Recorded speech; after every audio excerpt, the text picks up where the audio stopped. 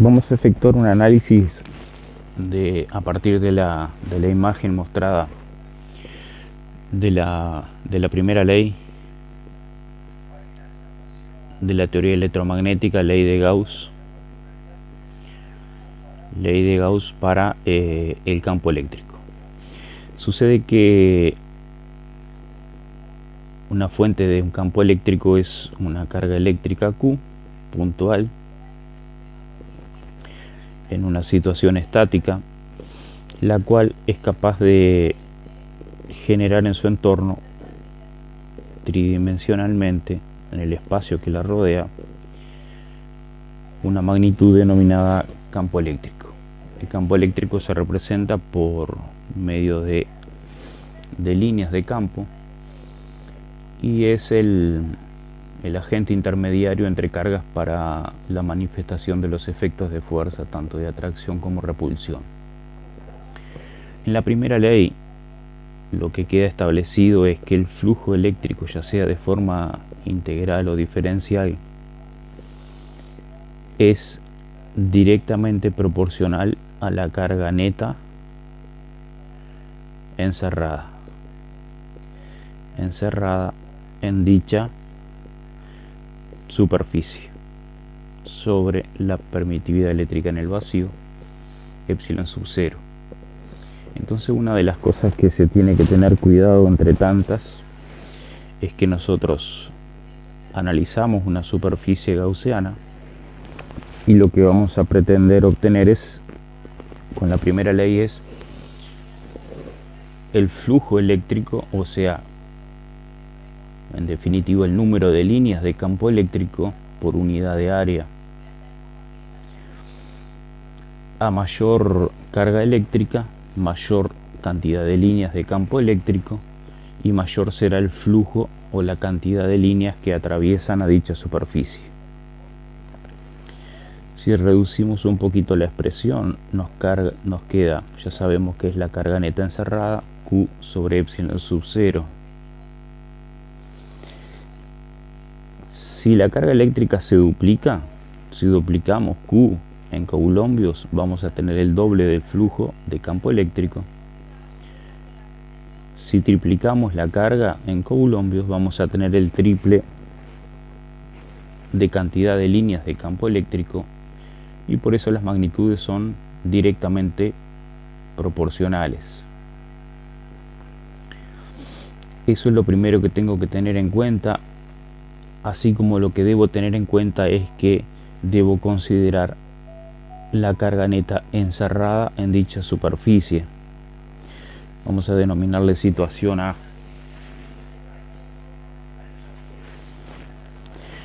Ahora podemos pasar a la situación B. Por ejemplo, tenemos dos cargas puntuales, positiva. La superficie gaussiana cerrada, volumétrica, porque a veces uno hace el esquema en dos dimensiones por la pizarra y tiene que tener presente que está trabajando con un volumen siempre tridimensional. Y tenemos las correspondientes líneas de campo eléctrico, divergente, radial hacia afuera, saliente, como se lo considere. Entonces, ¿qué sucede?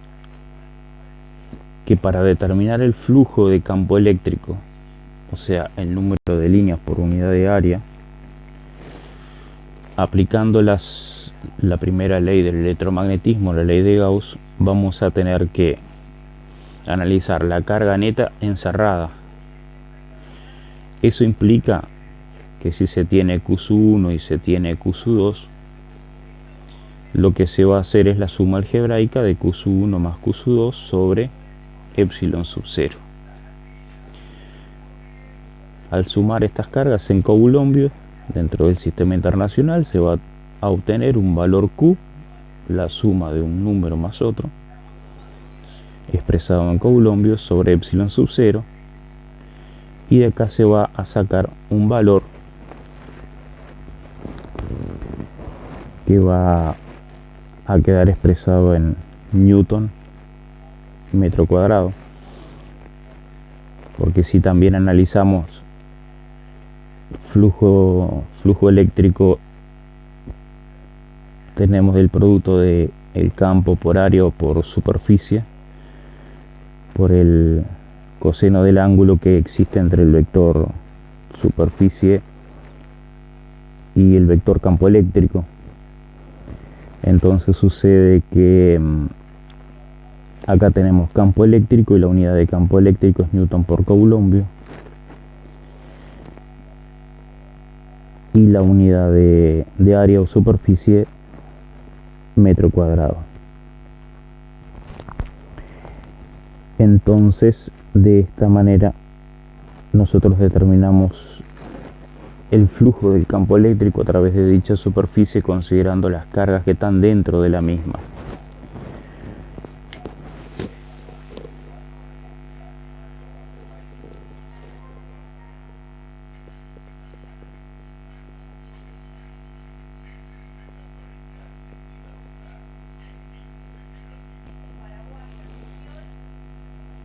Podemos hacer un análisis también de la situación número C. Hicimos A, B, situación número C.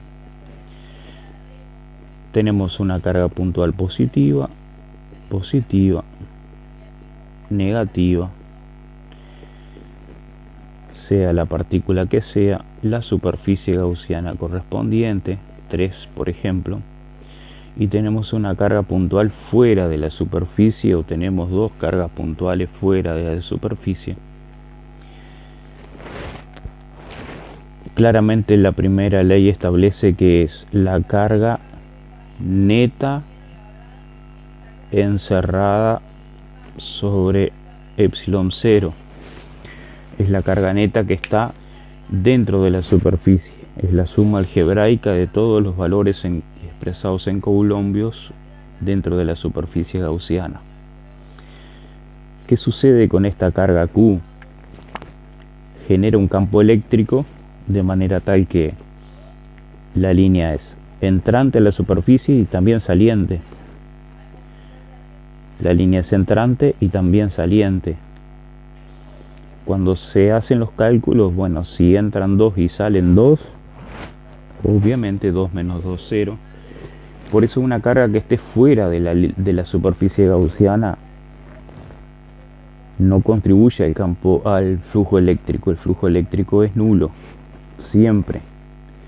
Por eso siempre consideramos la carga neta encerrada en la superficie. Acá pasamos a flujo neto o flujo del campo eléctrico. Va a ser Q1 más Q2 más Q3, que en este caso, si vemos, es negativa, más por menos menos, nos queda Q3 sobre epsilon 0. Y tenemos Q1, Q2 y Q3. Sumamos, obtenemos un número correspondiente. Nos va a dar una carga Q sobre epsilon 0.